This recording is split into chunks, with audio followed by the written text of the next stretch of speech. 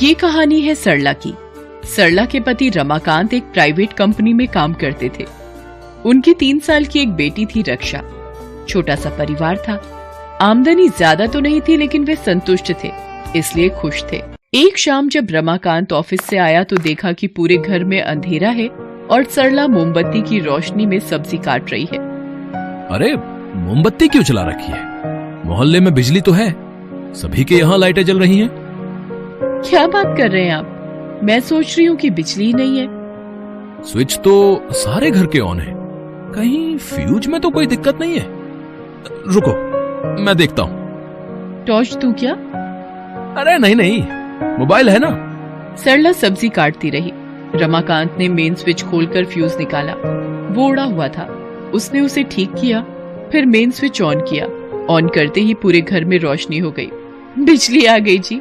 आप नहीं आते तो मैं अंधेरे में ही काम करती रहती। बिजली तो आ गई, लेकिन इस क्रम में मेन स्विच के पास लगी एक नंगी तार से रमाकांत का हाथ सट गया। इतनी जोर का उसे बिजली का झटका लगा कि वो चीखते हुए दूर जा गिरा और वो बेहोश हो गया। चीख सुनते ही सरला दौड़ती हुई आई। क्या हुआ? कुछ बोलते क्यों नहीं आप? आंखें तो खोलिए। अस्पताल ले जाने के क्रम में ही रमाकांत की मौत हो गई। 3 साल की बेटी और खुद की जिम्मेदारी अब पूरी तरह सरला पर आ गई। पति की मौत के बाद न जाने कितने सवाल समाज की नजरें उससे पूछती, लेकिन सरला ने जिम्मेदारियों से भरा कांटों का ताज हंसकर पहन लिया। उसके जीवन का एक ही मकसद था कि रक्षा की देखभाल ठीक से हो, उसकी पढ़ाई लिखाई में कोई कमी ना आए। सरला ने पहले सिलाई सीखी, उसके बाद एक सेकेंड हैंड सिलाई मशीन खरीदकर घर में ही सिलाई का काम करने लगी। वो रात दिन मेहनत करती ताकि रक्षा को वो एक नॉर्मल लाइफ दे पाए। समय पंख लगाकर उड़ता जा रहा था। रक्षा अब कॉलेज जाने लगी थी। एक दिन जब वो कॉलेज से आई तो कितनी गर्मी है माँ, पसीना तो रुकने का नाम ही नहीं ले रहा। ऊपर से आपका ये मरियल बाबा आदम के जमाने का पंखा। उफ। ये तेरे बाबूजी अपनी पहली कमाई से लेकर आए थे, अब इसे रिटायर कर दो माँ। अगले दिन शाम की बात है। रक्षा कॉलेज से जस्ट आई ही थी और गर्मी के मारे पंखे को घूर रही थी। सरला किचन में उसके लिए शिकंजी बना रही थी, तभी दरवाजे पर किसी ने दस्तक दी। रक्षा ने दरवाजा खोला। दरवाजे पर 2-4 आदमी एक बड़ा सा कार्टून लिए खड़े थे। उनमें से एक आदमी ने पूछा, रक्षा मैडम का घर यही है? हाँ, मैं ही हूँ रक्षा। ये क्या है? मैंने तो कुछ ऑर्डर नहीं किया है। तभी किचन से सरला निकल कर आई। ये मैंने तुम्हारे लिए ऑर्डर किया है बेटा, इसमें कूलर है। तुम्हें बहुत गर्मी लगती है ना? क्या माँ, तुम भी बिना बात के कूलर में पैसे खर्च कर दिए। आजकल एसी का जमाना है, इस जमाने में कूलर? तुम भी ना माँ, गरीबी वाली सोच से कभी बाहर नहीं आ पाओगी। रक्षा की बात सुनकर सरला को बहुत दुख हुआ। जब से रक्षा कॉलेज जाने लगी थी वो अपनी माँ से खिंची खिंची रहती। माँ की कोई भी बात उसे पसंद नहीं आती थी। एक बार कॉलेज से आने में उसे बहुत देर हो रही थी तो सरला उसे कॉल पर कॉल किए जा रही थी। रक्षा उस समय अपने दोस्तों के साथ थी। उसने चुपचाप मोबाइल को साइलेंट कर दिया। इधर बेचारी सरला के मन में बुरे बुरे ख्याल आने लगे थे। जैसे ही रक्षा घर पर पहुंची तो उसने फोन ना उठाने और देर से आने का कारण पूछा। क्या मम्मी, ये किसी पुलिस वाले की तरह सवाल क्यों पूछ रही हो? देर से क्यों आई, जल्दी क्यों गई? मैं अब कोई दूध पीती बच्ची तो हूं नहीं जो आपके हर सवाल का जवाब देती फिरूं। और हाँ, फोन इसलिए नहीं उठाया क्योंकि अपने दोस्तों के सामने मुझे अपने सड़ियल फोन को उठाने में शर्म आ रही थी। आपसे कितनी बार कहा नया फोन दिला दो, लेकिन आपको मेरी खुशी और जरूरत से क्या लेना देना। जो माँ बिना अपनी फिक्र किए रक्षा के लिए सब कुछ करती, रात रात भर काम करती, उसे हर चीज, हर खुशी जो उसके लिए संभव थी उसे देती, लेकिन उसी बेटी के मुंह से ऐसी जहर भरी बातें सुनना सरला के लिए असहनीय पीड़ा देने वाला था। वो उसे कहती तो कुछ नहीं, लेकिन छिप छिप कर रो लेती।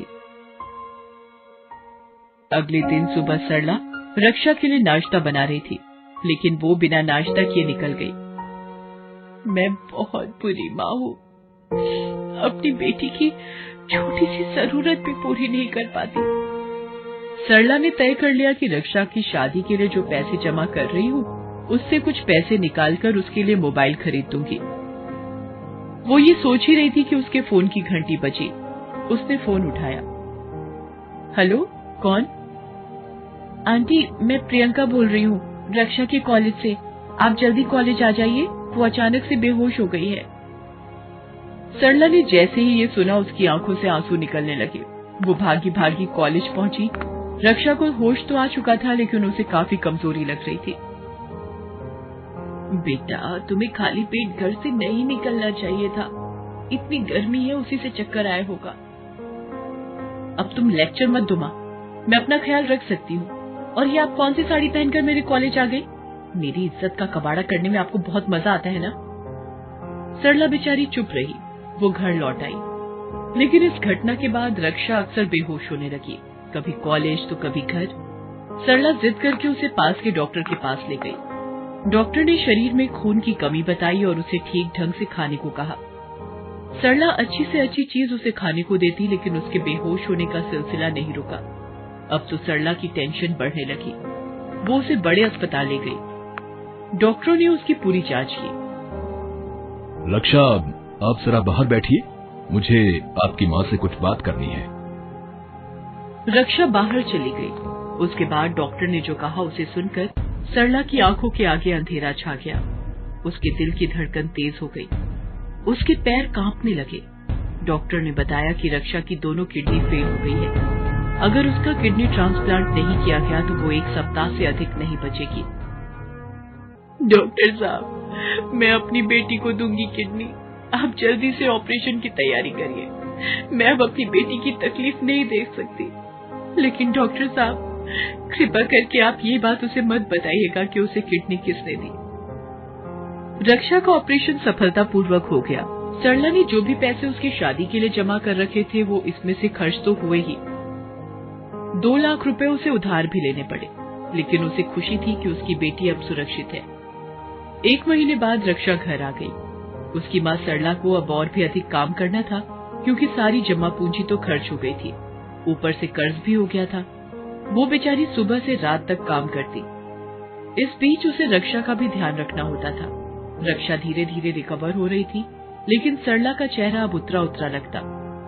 उसे आराम का मौका बिल्कुल नहीं मिलता, इसलिए वो कभी कभी बीमार भी हो जाती। लेकिन उस बीमारी की हालत में भी वो काम करती और रक्षा को कुछ नहीं बताती।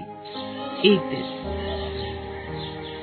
माँ, मुझे फिर से कॉलेज जाना है। दिन भर घर में रहकर मैं बोर हो जाती हूँ। अरे बेटा, कुछ दिन और आराम कर लो।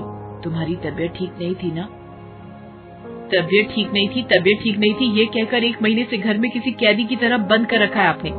आप रहिए घर में, मैं तो जाऊंगी। उसी दोपहर की बात है। सरला की तबीयत बिल्कुल ठीक नहीं लग रही थी, फिर भी वो बाहर किसी काम से गई हुई थी। तभी दरवाजे पर दस्तक हुई। उसने दरवाजा खोला। दरवाजे पर 2-3 मोटे और बदमाश से दिखने वाले आदमी खड़े थे। कौन है आप लोग? सरला है क्या? वो इस महीने का ब्याज अभी तक नहीं मिला है। 5 तारीख की बात थी, आज 7 है। किस बात का ब्याज? आपकी माँ ने कुछ दिन पहले 2 लाख रुपए ब्याज पर उधार लिए थे जी। रक्षा को कुछ समझ नहीं आ रहा था कि माँ ने इतने सारे पैसे ब्याज पर क्यों लिए। उसने उन लोगों को बाद में आने को कहा। फिर वो चुपचाप खामोशी से बैठ गई और कुछ सोचने लगी। फिर वो माँ के कमरे में गई और उनके बक्से को खोला। बक्से में उसे बहुत सारे कागज मिले। उन्हीं कागजों में हॉस्पिटल के और किडनी ट्रांसप्लांट के कागज थे। अब उसे सब कुछ पता लग गया था। उसका सिर ये सब जानकर चकराने लगा। वो लगातार रोने लगी। तभी दरवाजे पर दस्तक हुई। दरवाजे पर सरला थी। उसका चेहरा मुरझाया हुआ लग रहा था। बेटा, तुम कल से कॉलेज चली जाना, लेकिन बेटा कुछ दिन तुम ऑटो रिक्शे से जाना। मैंने उससे बात कर ली है, वो हर दिन टाइम पर आ जाएगा। और ऑटो के पैसे कहाँ से आएंगे माँ? अरे, ये सब तुम क्यों सोच रही हो? तेरी माँ भी जिंदा है बेटी। माँ, क्यों छिपाई तुमने मुझसे इतनी बड़ी बात? अरे, इसमें छिपाने जैसा क्या है? ऑटो से तो कई लोग जाते हैं। ऑटो की बात नहीं माँ, मेरे ऑपरेशन की बात। आपका मुझे किडनी देने की बात, 2 लाख रुपए उधार लेने की बात। ये तुम क्या कह रही हो? माँ, प्लीज प्लीज प्लीज, आप एक्टिंग मत करो, आप बहुत बुरे एक्टर हो। मुझे माफ कर दो माँ। मैंने ना जाने तुम्हें कितनी तकलीफ दी है, कितना दर्द दिया है तुमको, और तुम सारा दर्द शिव जी की तरह पी गई। मुझे माफ कर दो माँ, मुझे माफ कर दो। ये कहकर रक्षा अपनी माँ के पैरों पर गिर पड़ी। सरला ने उसे उठाया और गले से लगा लिया। अरे मेरी बेटी, तुम यही रहो मेरे सीने से लिपट कर, जैसे बचपन में रहा करती थी। वही मेरे लिए सुकून है बेटी। बाकी जीवन में तो उतार चढ़ाव आते ही रहते हैं, लेकिन एक दिन सब ठीक हो जाता है। इस बार सब ठीक करने में मैं भी तुम्हारा साथ दूंगी माँ। इस बार तुम अकेले नहीं लड़ोगी, तुम्हारी बेटी रक्षा होगी तुम्हारे साथ हर कदम। रक्षा बदल गई थी। माँ के प्यार की अनमोल दौलत की कीमत उसे पता चल गई थी।